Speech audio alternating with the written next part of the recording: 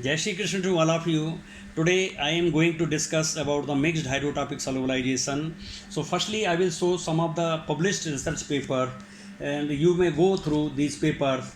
Now you see this is the work done by Arpana Indurkya in 2000 of course in 2009 she has done this work. She has made aceclofenac injection using mixed hydrotopic solubilization. So here aceclofenac is a model drug, and of course she has used model hydrotopic agents urea and sodium citrate. So in this way she has developed injection. The details you will find from this research paper. One thing I would like to suggest to you here, please listen RKM audio 2 for hydrotopic solubilization, particularly for student from the point of view of students. Please do listen to get clarification about the hydrotopic solubilization.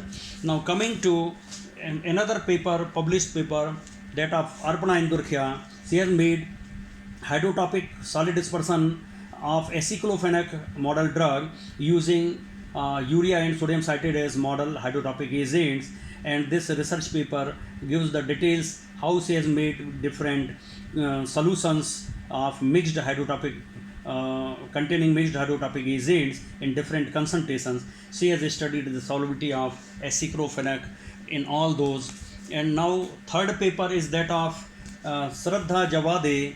She has used mixed hydrotopic in 2009 year, and of course she has developed the aqueous injection of furosemide using mixed hydrotopic.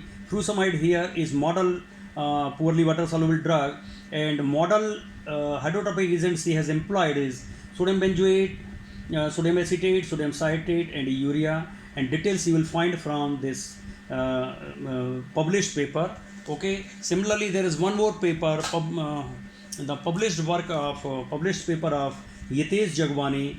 He has also done in 2009 the work on mixed hydrotopy. He has made hydrotopic solid dispersion of furosemide using mixed hydrotopy using model hydrotopic agents sodium benzoate, sodium citrate, sodium acetate, urea, etc. He has made a large number of combinations of these hydrotopic agents and performed the solubility studies of furosemide in all these blends. Now I am discussing, I will give example of two blends. Of course, firstly he has determined the solubility of furosemide in 40% individual hydrotopic solutions. For example, 40% urea solution, the solubility found was 0.191%. In 40% weight by volume sodium acetate solution, 0.239% weight by volume. 40% weight by volume sodium benzoate, 2.157% soluble.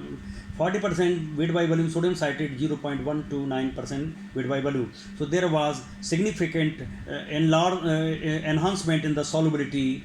Of course, the aqueous solubility of means what solubility in water, that of furosemide was 0.008%. So these are the effects of single hydrotropy. Now he has made different blends, and now two blends I will discuss. Blend A, of course this nomenclature A is mine.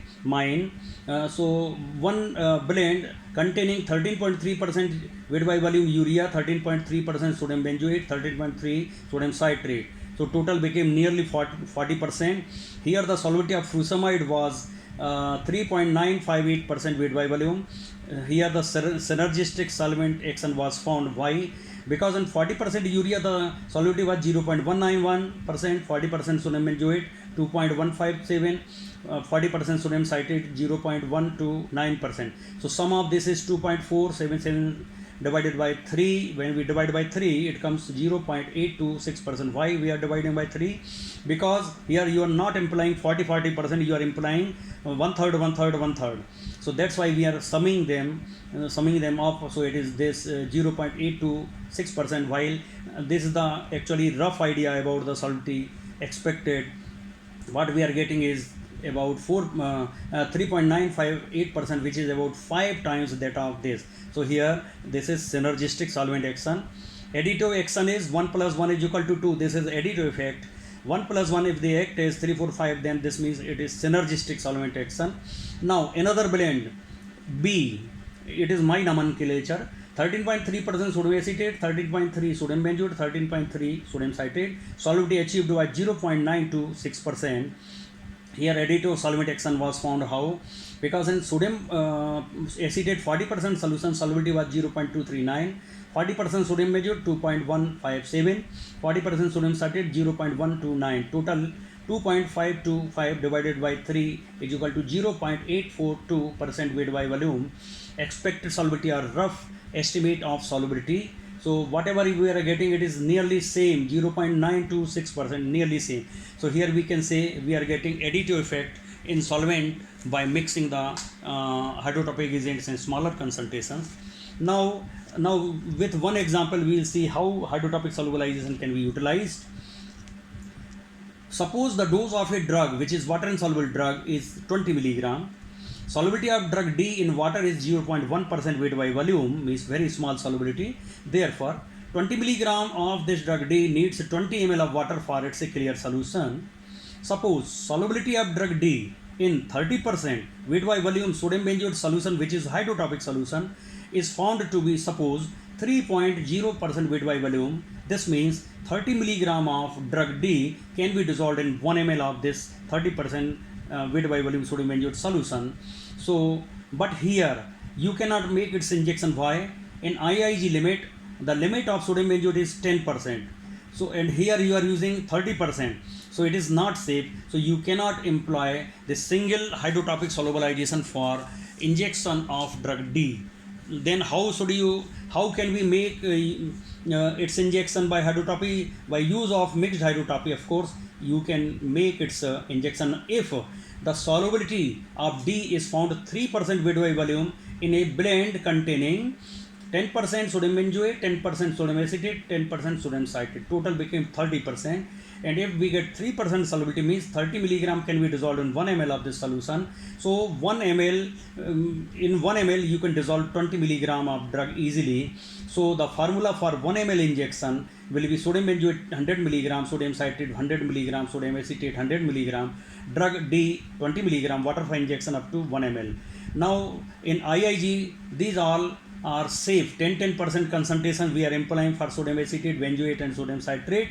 They are safe in IIG limit. So this mixed hydrotropic blend can solve the problem, but of course you will have to study for toxicological studies, for chemical stability studies, and if it is found safe from the point of view of toxicity, as well as if it is found stable from the point of view of chemical stability study, then of course the industry person can market the formulation.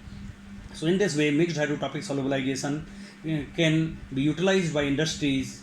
Okay, now please see RKM lecture series 2, 9, 10 and 16 for still additional knowledge about the hydrotropic solubilization. I would like to tell you why hydrotropy is not common in industry. The reason is, since a large concentration of hydrotropic agent is required for modest increase in the solubility of a drug, so because of the toxicity issue, the hydrotropic solubilization is not being employed by industries. Of course, so many researchers, they have done work on hydrotropic solubilization, making the injections of poorly water soluble drugs, but they are not successful because of the toxicity of large concentration of single hydrotropic agent. But of course, industry can make use of hydrotropy if they employ mixed hydrotropic solubilization, because in place of a large concentration of single hydrotropic agent, we are employing a concentrated solution made by use of smaller concentrations of several hydrotropic agents. And if the same solubility is achieved here, the toxicity problem can be solved. And of course, in mixed hydrotropy, sometimes you get additive effect in solvent character, sometimes you get synergistic solvent action. Additive solvent characters are also good because that solves the problem of toxicity of hydrotropic agents. But if you get a synergistic solvent action, it is further better because even smaller concentrations of hydrotropic agents can be employed for formulations. So industry can nicely employ mixed hydrotropic solubilization for making, say, ear drops, for topical solutions, for syrups, for injections and all that. Okay, and of course I recommend strongly that some chapters should be there in books on mixed hydrotopy, so that researchers and students they find the utilization of mixed hydrotopy. Mixed hydrotopy can also be employed to avoid the use of harmful organic solvent in TLC of drugs, titanometric analysis of drugs, UV analysis of drugs, HPLC analysis of drugs. So mixed hydrotopy is very useful in such types of analysis, also avoiding the use of harmful organic solvents. Now, of course, for a new researcher, what to do, how to do the work, he should make the concentrated solutions of hydrotopic agents, employing them in smaller concentrations by permutation combination, and then study the solubility of the drugs, and wherever they get additive solvent character or synergistic solvent action, those blends should be selected for formulations of drugs. Of course, you can make hydrotopic solid dispersions, mixed hydrotopic solid dispersions by mixed hydrotopy. You can make syrups. You can make in the form of solution. You can make you can make the aqueous injections of drugs by using mixed hydrotopy. And of course, so many things can be done by use of mixed hydrotopic solubilization. Okay, and of course, this mixed hydrotopic solubilization has been started by me from 2009. Okay, in 2009, 3 students which I have mentioned, the research papers of whom I have mentioned, they have done the work on mixed hydrotopy. Of course, hydrotopy is 100 years old concept, but now by use of mixed hydrotopy, the importance of hydrotopy becomes strong. If you have any doubts, please ask. Please share it to others. Jai Shri Krishna.